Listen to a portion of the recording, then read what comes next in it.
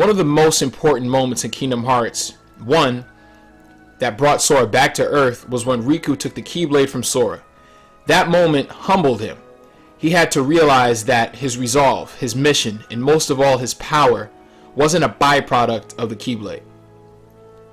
He would still be Sora with or without it. And it was at that moment that I began to admire Sora. And eventually, when he gets his Keyblade taken, his confidence does go down a bit because he's just on the floor and he doesn't do anything. But then once he sees Beast get up and he's like, even though I'm alone, I'm gonna keep going. That kind of gets him back up. He's like, all right, we can do it together. We can take them on.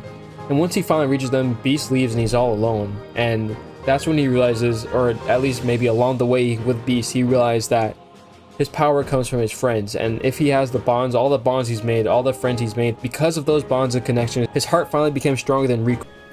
Enter Castle Oblivion, where not only the conundrum of lost memory plagues our hero, but he's also faced with new enemies.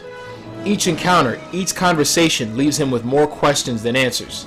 A new face replaces the old, but that resolve to always do what's right stayed the same. But moving over to Chain of Memories, so Chain of Memories is after he went and beat Ansem, saved the world. Apparently, in his mind, he beat the strongest guy. And he's pretty confident after his whole adventure, especially after beating Ansem. He's confident enough that when Marluxia is telling him that he won't be able to take his friends in, he feels like he can handle it on his own. He's like, I'll be fine without him, don't worry.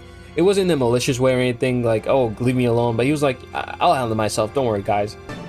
Watching him stand before what remained of Organization 13 and call them out for a fight, completely unafraid, was great. He went from having to lean on others to becoming the one that others can lean and depend on no matter what. So let's talk about when he first encounters them.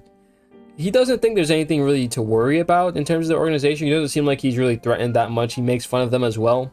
Just like how I said, he'll make fun of you if he doesn't think you're on his level. In terms of here, I don't think any antagonism or roasting comes from Roxas or anything. I believe it's just Sora being confident. He's like, I beat Ansem, so like you guys, you're messing up stuff. I'll make fun of you while also beating your guys up, so whatever. In his aforementioned shortcomings of character, he reverted to his older ways of depending on his friends for strength and power. He even said that his strength came from them, which isn't true anymore. Throughout Kingdom Hearts 3, I found myself constantly thinking Kingdom Hearts 2 Sora could and would never. A true regression of character, at least in that moment. Once everyone dies in the Keyblade Graveyard, he completely just breaks. He gives up. He's like, alone and worthless. He's probably thinking of the time, all the times in Dreams of Distance where he was alone, he thought he was doing good, and he completely and utterly failed and had to get bailed out by everyone. He's probably thinking about all the times everyone was calling him a half-pint, all the times they told him not to come help them because he wasn't ready yet. But I think all of that just culminated into him breaking down here because he really believes, like, yeah, my friends are my power. Without my friends, literally I'm nothing.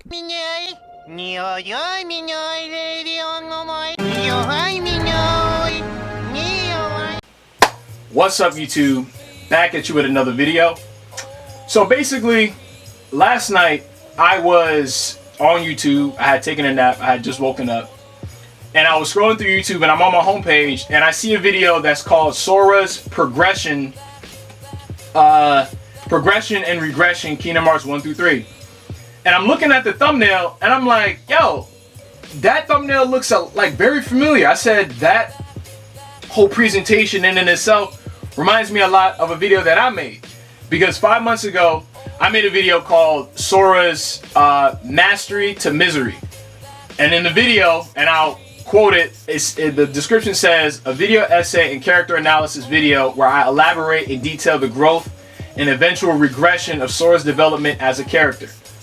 And then when I look at this, it's the same thing. It says Sora's gone through a lot of character progression and regression. And I'm just like, you know what I'm saying? And then when you actually search up Sora character regression, you only get really 3 fairly recent videos, in the last couple of years. You have his video, Oluvid's video that comes up first. It says Sora's character progression and regression. Then you have my video, Kingdom Hearts Sora's Mastery to Misery, character analysis. And then you have why Kingdom Hearts 3 Sora is the best Sora, Kingdom Hearts commentary. You know what I'm saying? And then Pajama Let's Play Sora the Eternal Healer, character analysis. So I was the only one that had actually made a video about his character regression. And I'm pretty sure this dude, he's seen it. Because as I went on his page, I went on his YouTube page and I seen that he hasn't made a video like that at all, at least as far as I can see. I haven't seen, you know, a sort of a video essay like, you know, thing on his channel where he's talking about, you know, character, you know, growth and all that other type of shit. At least I don't think so, because I'm not going through, you know, all of this shit, you know. But that's what I'm saying. Like, it's just really obvious to me that this dude jocked my video. Now, before I had actually made this video, I hit up 2 of my best friends who are not Kingdom Hearts fans, and I asked them, I said, yo, watch my video and then watch his, and then I said, let me know, like, if I'm not bugging, like if I'm not tripping. And my boy got back to me and he was like, yo, this is what he said. My boy said, he said, still watching it, but nowhere near. He said, still watching it, but nowhere near as organized with his video. Straight copycat so far though, and he ain't saying nothing. Yeah, so that's why he sort of regressed here. It's mad sloppy. Flame this nigga. You know what I'm saying? And then my other friend, pretty much same thing, except he told me that over the phone. So again, I was gonna come on here and I was gonna, you know, talk a lot of shit, talk trash about this funny looking nigga, but I just want you, the viewers, hopefully Kingdom Hearts fans, I challenge you to watch my video and then watch his, because I put a lot of effort into my video essays. If you yourself are a content creator, you know what I'm talking about, especially if you've ever made video essays. They might come natural, but they are a lot of work to pretty much, you're essentially writing an essay for fun, but you have to make it make sense, and then you have to present the visuals. You got to do everything to convey whatever it is that you're talking about. And I wouldn't even be saying anything if this dude actually got it right, and he got it wrong. Like, he didn't do anything that, like, he didn't expound on that topic at all. It's like he just took my idea, just threw some clips together. He didn't write anything. He was just watching the clips, I guess, and then just giving his thoughts, like, oh, well, you know, Sora. In terms of how he deals with his enemies, I mean, he doesn't necessarily make fun of them or anything. He's kind of just like I don't know, typical hero, just like, hey, we'll stop you and whatever. And then eventually he learns his Riku and all that. We have the scene where he's crying because, you know, he hasn't found Riku for so long and he's been trying to track him down for all this time. So there's that. He sees that Riku is on the wrong side. He stands up to him, and despite him not being quote unquote the main character, I mean, he's gonna fight and he's gonna do it. No.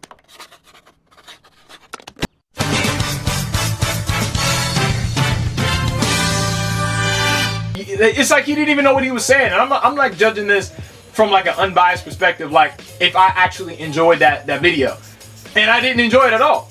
You know what I'm saying? And before I even made, you know, before I even started making YouTube videos, I used to watch guys like HMK, you know, Cynical, Kingdom Ace, Skyward Wing, basically people who would make those sorts of videos about characters and, you know, would talk about them, you know, like beneath the surface type stuff.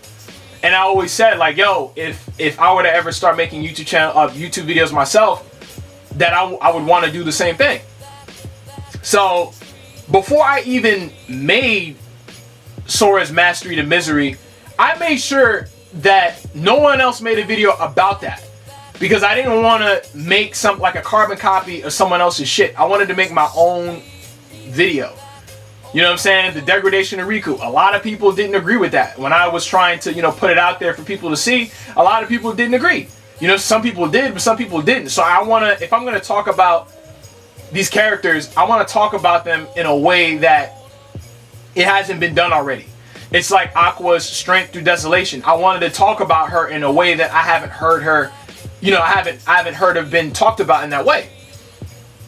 So again, it's not to bash nobody. There might be the small percentage chance that he didn't know, you know what I'm saying, about my video and probably never seen it at all, which I highly doubt that shit, because the similarities are too uncanny, and I will pretty much display them, you know, at the end of the video, and then you could watch both of them and, you know, it's in their entirety, and then you can make a decision for yourself. Because me personally, like I said, I'm gonna always call a spade, and I will never knock another content creator for trying to make it on YouTube, because that's what we're all trying to do. So I'm never gonna knock somebody, you know, doing that. But at the same time, it's like, yo, I'm trying to make it come up on this platform just like you are. So don't use my shit to try to make it come up off of yours. And if you're gonna do that, credit me on that. Because one of my favorite YouTubers, Low Tier God, he goes through this shit all the time. You know, people steal content from him, and it's like he shouldn't be wrong for getting upset. You know, now granted, it's content directly using his likeness, but in this case scenario, it's like in stealth, and it's like smoke screened out because my likeness has not actually been used. It's my idea, you know. And I went on Facebook just to see if I'm not tripping, and to see if other people would probably feel the same way that I felt. So I went on like a small, you know, content creator group on Facebook, and I said, how would you feel if you uploaded a video and it only got 150 views, but then someone stole your idea, repackaged your video, and uploaded it, and it got 2,000 views? And then I gave people the option to choose whether they would be pissed or whether they just let it go. And 72% of these people said they'd be pissed. You know, and then I had someone, you know, tell me, they said, Tony Huayes said that he learned from them. And I said, that's assuming the video was better. I agree, yeah. Like, if I watched the video and it was better than mine, I wouldn't even have said anything, because then it's a learning opportunity. So then I would just say, you know what? Let me just use this as like an impetus for me to write better video essays in the future and learn from him. But it's not better than mine. How many views a video has is not always indicative of the quality of the video. Like, that's not, you know what I'm saying? Like, somebody could have 10,000 views and it's trash, and somebody could have 100 views and it's way better. You know what I'm saying? It's just a matter of people just didn't see you.